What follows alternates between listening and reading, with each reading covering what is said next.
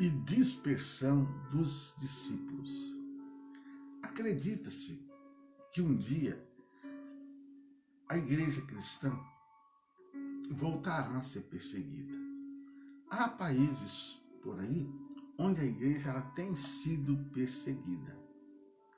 Para você ter uma ideia, há países que se a pessoa for pega pregando o evangelho, ela é presa. E tem lugar que se a pessoa aceitar Jesus, ela é até condenada à morte. Para você ter uma ideia.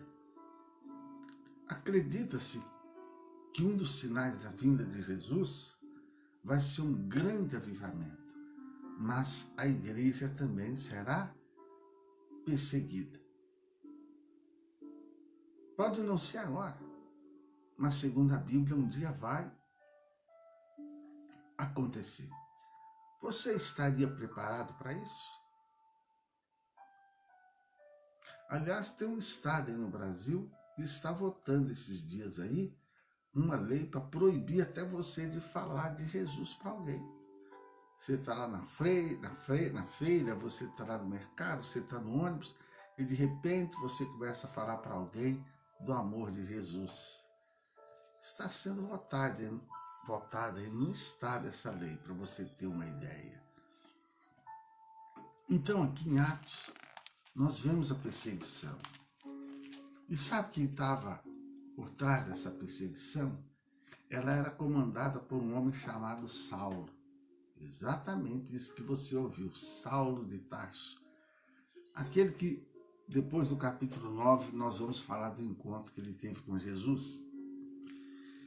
Atos 8:1 fala assim: e também Saulo consentiu na morte dele, na morte de Estevão, porque no capítulo 7 nós falamos do Estevão, o primeiro mártir em morrer pelo evangelho, era um diácono.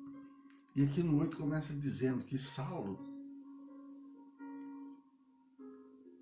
consentiu na morte dele. E fez-se naquele dia uma grande perseguição contra a igreja que estava em Jerusalém. E todos foram dispersos pelas terras da Judéia e de Samaria, exceto os apóstolos. E uns homens piedosos foram enterrar Estevão e fizeram sobre ele grande pranto. E Saulo assolava a igreja, entrando pelas casas, olha aí, entrando pelas casas e arrastando homens e mulheres, os encerrava na prisão. Mas os que andavam dispersos iam por toda parte anunciando a palavra. Olha que lindo. Aqui fala que Saulo de Tarso consentiu na morte de Estevão.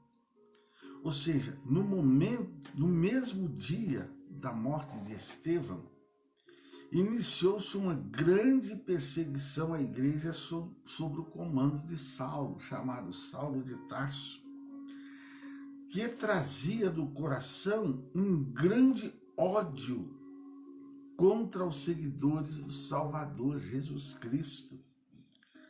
Ao aprovar a morte de Estevão e perseguir os cristãos, Saulo ele pensava estar prestando um serviço a Deus. Inclusive o Senhor Jesus falou sobre isso aos discípulos. Lá em João 16:2 nós falamos sobre isso.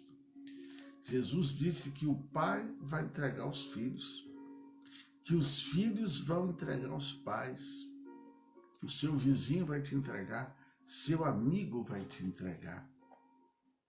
Jesus falou. Isso não era só para aquele tempo, não. Vai chegar no nosso tempo também. Você está preparado para isso? Saulo fazia isso porque ele achava que estava agradando a Deus. Olha só para você ter uma ideia. Ele era muito religioso. E dentro da religião dele achava que estava fazendo um favor. É o que vai acontecer. Muitos vão fazer isso.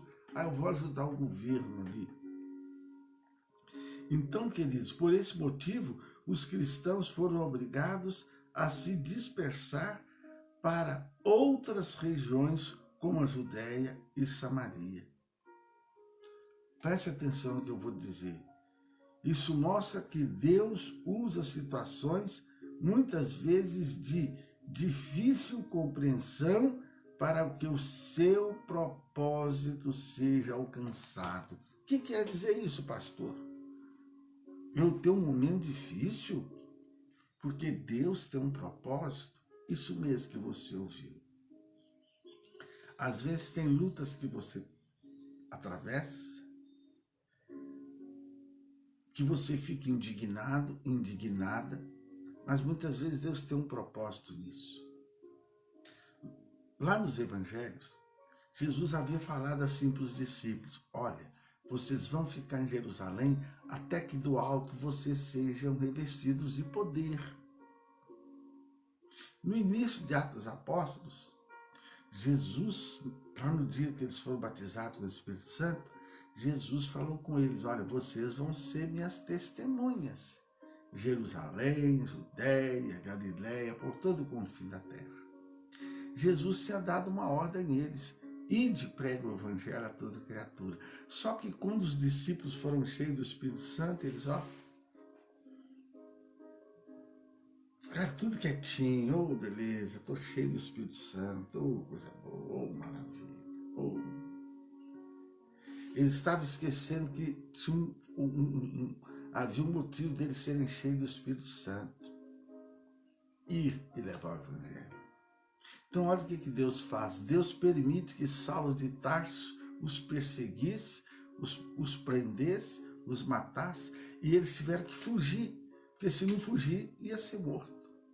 E o que fala aqui o versículo 4? Mas os que andavam dispersos iam por toda parte anunciando a palavra. Eles se dispersaram e com isso aí eles pregavam a palavra. Saulo assolava a igreja.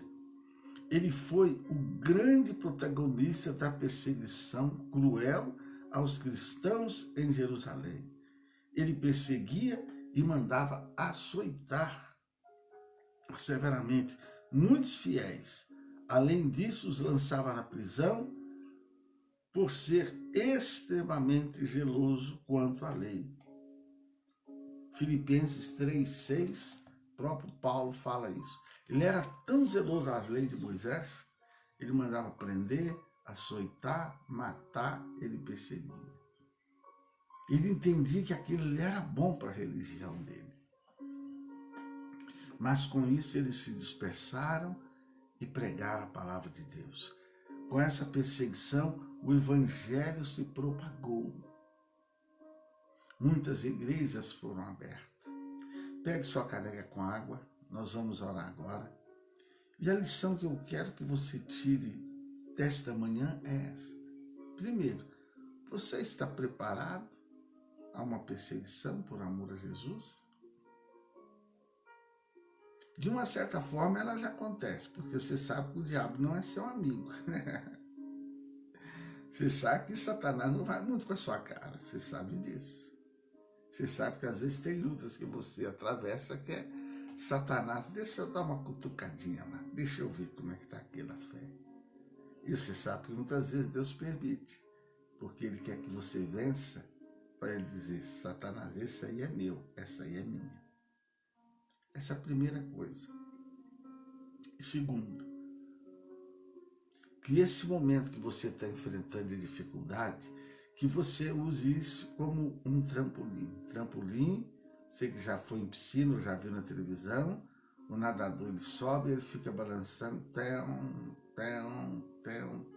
pum, até ele dar aquele salto perfeito. Para ele dar aquele salto perfeito, ele usa ali o trampolim. Tum. Use esse momento difícil que você está passando para se aproximar de Deus, para ter mais intimidade com Deus. Use esse momento difícil para você ser cheio, cheia do Espírito Santo. Nos momentos de dificuldade, é o momento que a gente mais tem intimidade com o Espírito Santo. é o momento que a gente mais anda em obediência ao Senhor. Use esse momento que você está atravessando para você se aproximar do Espírito Santo. Eu te digo, você vai ser cheio, você vai ser cheia do Espírito Santo de Deus. E você vai ver bênçãos sendo derramadas na tua vida e na tua casa. Oh, glória a Deus! Querido Espírito Santo, tu sabes o que este homem, tu sabes o que essa mulher está atravessando. Entra com a tua provisão, seja na área financeira. Quem sabe ela tem contas atrasadas, precisa colocar em dia. A tua palavra diz: a ninguém devais a não ser o amor. Quem sabe essa pessoa está enferma. Talvez ela tenha tido dificuldade para ir no médico. Talvez o médico tenha que ser particular. Talvez é uma doença que não tem cura ou o tratamento é caríssimo. Tu és o médico dos médicos. Tu és o Jeová Rafá. Cura. Em teu nome eu repreendo toda sorte de enfermidade na vida deste homem e na vida desta mulher, das plantas dos pés ao alto da cabeça. Eu digo: doença, vá embora em nome de Jesus. Senhor, tu sabes que existem as questões emocionais, as questões conjugais. Entra com a tua benevolência, assim eu te peço, e abençoa nosso país. Abençoa, use de misericórdia, sare a nossa nação. Pode beber a água.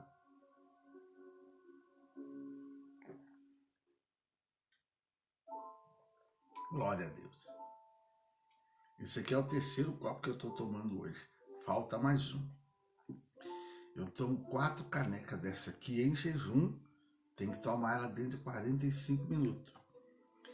Dona Maria Vaz, eu estou tomando morno, viu? Que eu ensinei vocês a tomar água. Aí a Maria Vaz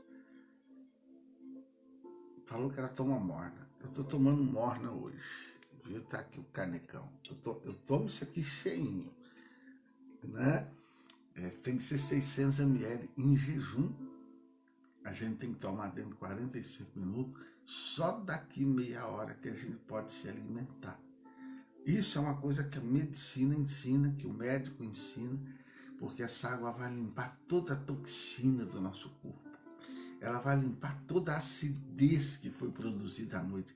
Ela vai limpar nosso organismo. Desce tudo, queridos, desce. E nos prepara para receber alimentação. Isso nos dá saúde. A Dona Maria Vaz, ela contou a bênção aí. O triglicerídeo dela, colesterol, estava lá em cima. Quando ela foi fazer o exame, que ela voltou no médico, estava ali normal, para a glória de Deus. Aleluia. Jesus te dá saúde.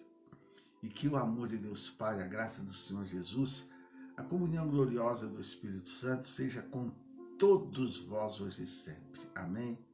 Um beijo no teu coração.